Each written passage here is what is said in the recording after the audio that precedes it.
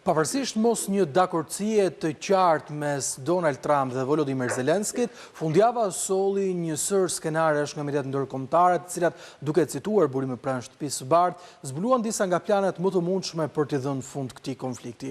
Nga një marrëveshje e cila do të ngrinte kufijt e luftës, apo më saktë, frontin e luftës për një armpushim 65 ditor, që do të mundsonte referendum dhe zgjedhje të reja në Ukrainë, e deri tek modelet gatshme të konflikteve gjeopolitike më të rëndësishme botërore. Mediat ndërkombëtare sollën kështu disa prej opsioneve të cilat mund të jepnin fund luftës në Ukrainë, duke përfshirë këtu mundësinë që Ukraina të shmangte lëshimin e territoreve derisa populli të vendoste nëpërmjet referendumit. Kolonel Neziri, në të gjithë këto skenare që u paraqiten mediat ndërkombëtare, sipas jush kush mund të ishte modeli më i mirë për Kievin? Po, çështja është që palët duhet të kenë një pikë kompromisi. Çështjet më nxehta në territori, kjo është pika më nxehtë, edhe centrali e Zaporizhjes.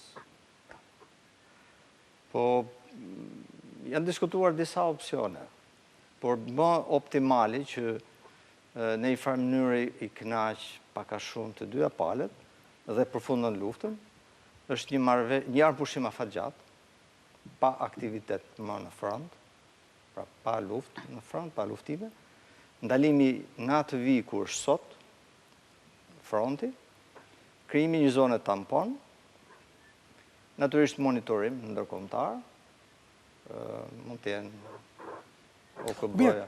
Pati dhe fjalë nga mediat ruse se Vladimir Putin pra do të ishte i gatshëm të bënte një diskutim për ngrirjen e frontit apo edhe shkëmbim territoresh për Luhanskun dhe Zaporizhjen, pra aq kohë sa do të merrte Donjeckun. A është ky një skenar i mundshëm duke parë edhe zhvillimet e fundit të Rusisë? Po, kjo ka qenë në fillim, ka qenë një nga opsionet e paraqitura nga Rusia, pra donte të merrte Donjeckun dhe të ngrinte frontin në pjesën jugore.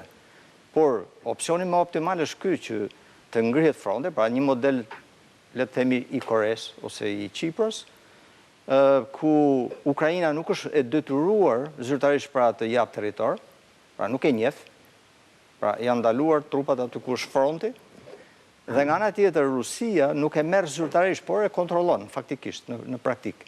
Dhe kjo jep kohë, e para ndalon luftën, ndalon gjakderdhjen, dhe jep frymëmarrje, me fjalë mund të rindërtohet, vazhdoj rindërtimi i Ukrainës, mund të filloj lehtësimi, sanksione, por kjo e kushtëzuar për Rusinë, e kushtëzuar nga kushtet ose nga ato që do plotësoj Rusia, hap pas hapi.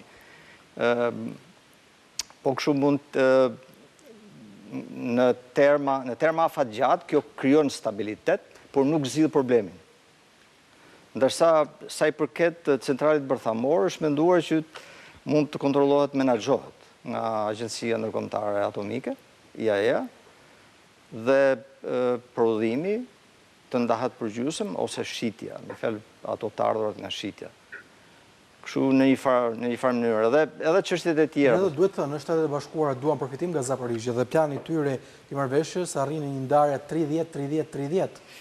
Po, Donald Trump nuk mund ta humbë këtë shans, duhet të flasim për një president biznesmen. Natyrisht që pati një projekt që ishte edhe për asetet e ngrira, që donte pjesë tek asetet, por mbi gjithë ato asete janë sekuestruar nga Europa, imagjino. Kërkon t'i marrë Europës nga xhepi parat të cilat ja ka pezulluar Rusisë. Ndërkohë, zoti Veliu, duke parë gjithë situatën në front dhe një Rusi e cila në pamje të parë nuk po kërkon paqe, kush do të ishte skenari optimal i ndaljes kësaj lufte sipas jush? Po, në qoftë se shohim skenarin, është e vështirë për të thënë, mirë po në qoftë se në retrospektiv shohim se për çka filloi lufta, thua se të gjitha Ukraina i humbi. Domethënë, edhe në qoftë se sot do të kemi një marrëveshje, çfarë do qoftë ajo, Ukraina sërish nuk do të jetë pjesë e NATO-s. Njëra nga pikat kyçe që e bëri Rusinë për të intervenuar apo për të filluar luftimet në Ukrainë. Pastaj pjesa e humbjes së territoreve, duket se është, si sta edhe koloneli, është pika më e nxehtë dhe e cila e bën që të mos kemi arritje të në marrëveshje apo të kemi edhe zhagitje drejt asaj. Është folur për një plan me sa duket që duhet jetë pak jo tërësisht i hapur për të gjithë, ku flitet për teritoret të caktuara, të cilat janë pushtuar tani nga Rusia dhe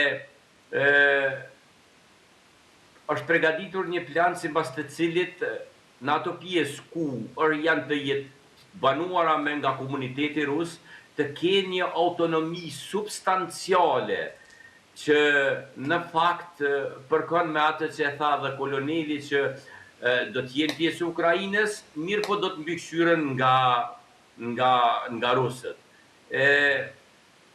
Ndoshta do të ishte një mundësi për të ndalur gjakderdhe, kur ketë për bazë se ka kaluar numri pej 1 milion njerëzësh që kanë humbur jetën në këtë periudhë të luftës pikë në mes të Europës.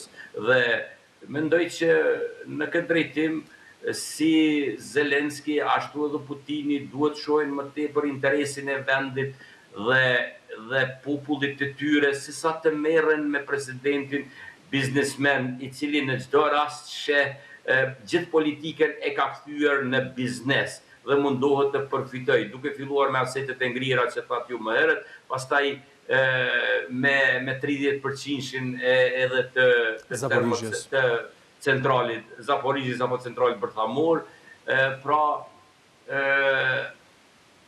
më tepër të jetë në këtë marrëveshje të jetë inkuadruar edhe Europa, pasi edhe Ukraina është pjesë e Europës dhe si e tillë e ka të drejtën që të thët edhe fjalën e vet pra rreth asaj marrëveshje, për çka nga presidenti Trump është injoruar tërësisht dhe nuk ka dashur asnjëherë të flasë me europianët rreth problemit dhe zgjedhjes së problemit në Ukrainë-Rusi.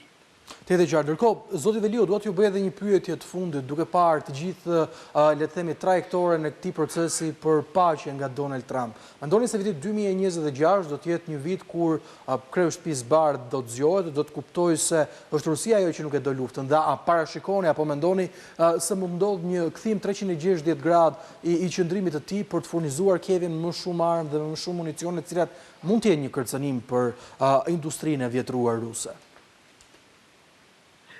Po është e vështirë për të thënë një gjë të tillë, pasi ne e dimë që shumë herë qëndrimet e presidentit amerikan kanë ndryshuar edhe brenda ditës. Ka thënë diçka para dite, ndërsa pas dite ka ndryshuar qëndrim. Nuk është se ka qenë këmbulës me atë se çfarë ka deklaruar dhe e ka bërë. Unë uroj që në një moment të caktuar presidenti Trump të jetë i këshilluar më mirë nga kabineti i tij, nga njerëzit e tij, nga ata që e rrethojnë dhe të jetë përgjegjës kundrejt edhe aleancës veriatlantike, pra më shumë se sa deri më tani, se ne kemi pasur raste të shumta kur Rusia ka bërë shkelje territoriale, pra me shumë aeroplan rus kanë kaluar nëpër vendet të NATO-s dhe të Bashkimit Evropian. Edhe në këtë mënyrë të dalin në ndihem sa më shumë që është mundur Ukrainës, se të fundit Ukraina në luftë është viktim e politikës amerikane-europiane kundrejt Rusisë. Tete qartë. Lulzim Veliu, të falenderoj që ishte mbrëmjen e sotme me mua në War Report. Kolonel Sami Neziri ishte kënaqësi të kishte sonte në program. Kemi mbritur kështu në fund të War Report edhe për mbrëmjen e sotme. abcnews.al është adresa ku mund të informoheni në kohë reale për të gjitha zhvillimet e reja nga vendi, rajoni e bota, por sigurisht mund të na dëgjoni edhe në radio ABC 105 FM. Faleminderit për vëmendjen tuaj. Bashkë natën e mirë.